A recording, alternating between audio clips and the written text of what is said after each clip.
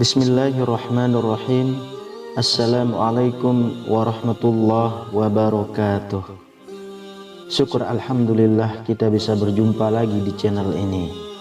Harapan dan doa saya semoga saudaraku semuanya selalu diberikan kesehatan, dilapangkan rezekinya, diampuni dosa-dosanya, dan dipanjangkan umurnya. Amin ya rabbal alamin. Sahabat beriman yang dirahmati Allah, setiap manusia tentu mendambakan hidup bahagia, baik bahagia saat hidup di dunia ataupun di akhirat kelak. Namun pada kenyataannya tidak semua manusia diberikan kenikmatan hidup seperti itu. Padahal Islam memberikan tuntunan kepada manusia supaya bisa meraih hidup bahagia.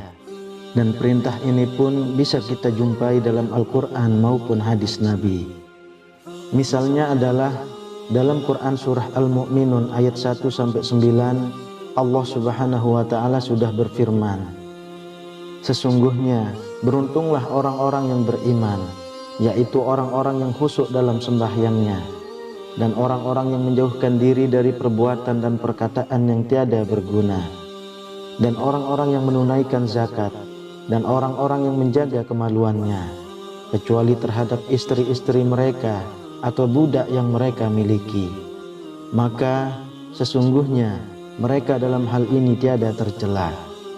Barang siapa mencari yang dibalik itu, maka mereka itulah orang-orang yang melampaui batas, dan orang-orang memelihara amanat-amanat yang dipikulnya dan janjinya, dan orang-orang yang memelihara sembahyangnya. Dari ayat tersebut bisa disimpulkan bahwa untuk mencapai kebahagiaan dunia maupun akhirat sebetulnya tidaklah sulit. Akan tetapi kita sebagai manusia yang terkadang justru malah membuat itu menjadi sulit sendiri. Oleh sebab itu, supaya hidup kita bisa bahagia dunia maupun akhirat, Islam mengajarkan 3 poin penting yang harus kita kerjakan. Yang pertama adalah beristighfar saat jatuh dalam kubangan dosa. Tak kala berbuat dosa, iman seorang mukmin akan mendorongnya untuk segera inabah atau kembali kepada Allah dan bertaubat. Oleh sebab itu, Allah subhanahu wa ta'ala tak bosan-bosan menyeru kepada hambanya yang beriman untuk segera bertaubat. Dalam Quran surah At-Tahrim ayat 8, Allah subhanahu wa ta'ala berfirman, hai orang-orang yang beriman, bertaubatlah kepada Allah dengan taubatan nasuha, taubat yang semurni-murninya.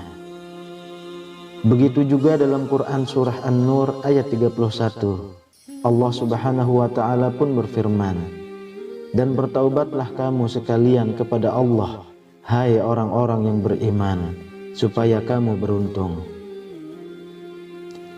Dari 2 ayat tersebut bisa disimpulkan bahwa jika seorang beriman berbuat dosa, maka ia akan menjadikan imannya sebagai tempat berlindung.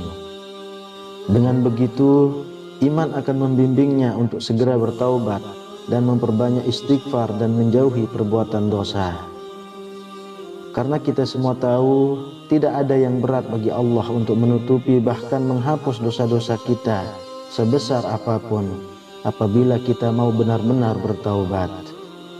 Dalam Quran surah Az-Zumar ayat 53, Allah subhanahu wa ta'ala berfirman, hai hamba-hambaku yang melampaui batas terhadap diri mereka sendiri, janganlah kamu berputus asa dari rahmat Allah. Sesungguhnya Allah mengampuni dosa-dosa semuanya. Sesungguhnya Dialah yang Maha Pengampun lagi Maha Penyayang. Dari ayat tersebut, seolah-olah Allah ingin mengatakan kepada hambanya yang masih punya iman untuk segera bertaubat. Tak peduli seberapa besar dosa yang pernah dikerjakan, dan seberapa banyak dosa yang sudah ia kumpulkan.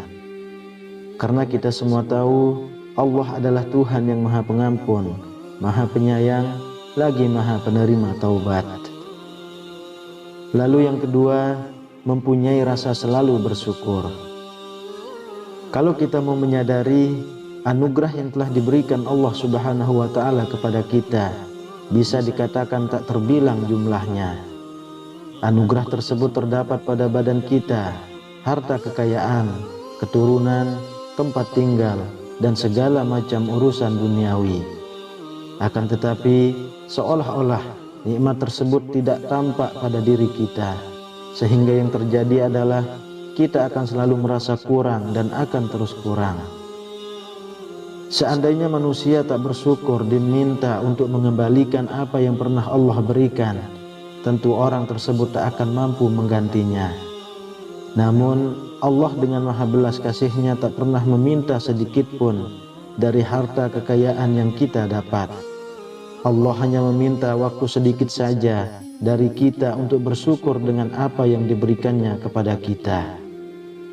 Dalam Quran surah Ibrahim ayat 34, Allah Subhanahu wa Ta'ala berfirman, "Dan jika kamu menghitung nikmat Allah, tidaklah dapat kamu menghinggakannya.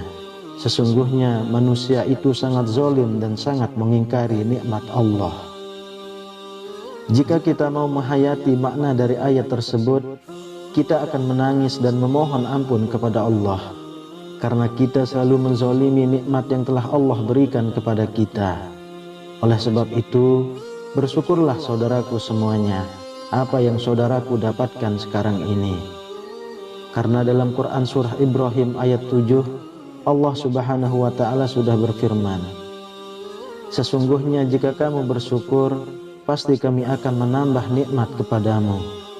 Dan jika kamu mengingkari nikmatku, maka sesungguhnya azabku sangat pedih." Dalam ayat tersebut, Allah seakan-akan ingin mengatakan kepada hambanya, syukur adalah sebab ditambahnya nikmat. Oleh karenanya, bersyukurlah. Namun jika kita mengingkari nikmat yang Allah berikan, maka siap-siaplah, azab Allah sangatlah pedih.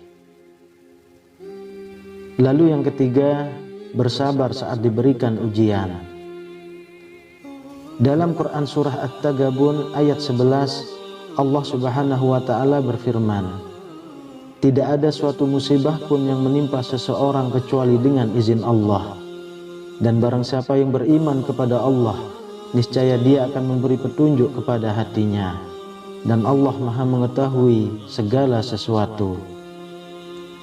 Ayat itu menjelaskan bahwa apabila seorang mukmin yang sedang ditimpa musibah, lantas ia menyadari bahwa musibah tersebut adalah ujian dari Allah, kemudian ia menerima musibah tersebut dengan lapang, lalu memohon petunjuk kepada Allah, maka insya Allah, Allah Subhanahu wa Ta'ala akan mengangkat derajat orang tersebut, dan Allah akan menggantinya dengan yang jauh lebih baik.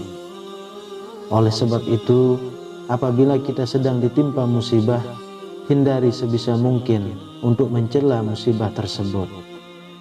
Akan tetapi, bersabarlah dan terus meminta petunjuk kepada Allah supaya diberikan jalan keluarnya. Insya Allah, dengan kita bersabar dan selalu berusaha, Allah akan segera mengganti ujian tersebut dengan kenikmatan yang mungkin tak pernah kita sangka-sangka akan mendapatkannya. Rasulullah Shallallahu Alaihi Wasallam bersabda, "Alangkah menakjubkan urusan seorang mukmin itu, karena segala urusannya adalah baik baginya, dan tak ada yang memiliki hal itu selain orang mukmin. Bila ia mendapat kebahagiaan, ia pasti bersyukur, dan itu yang terbaik baginya. Jika ia tertimpa musibah, ia pasti bersabar, dan itu yang terbaik baginya." Hadis riwayat Muslim. Sahabat beriman yang dirahmati Allah, oleh sebab itu, apabila tiga tanda tersebut ada pada diri kita, maka insya Allah kita akan menjadi manusia yang bahagia dunia dan akhirat. Wallahu a'lam bishawab. Semoga Allah Subhanahu wa Ta'ala tak putus melimpahkan rahmat dan karunia-Nya kepada kita semua. Amin ya rabbal alamin. Demikian yang bisa saya bagikan, semoga bermanfaat untuk kita semua. Assalamualaikum warahmatullahi wabarakatuh.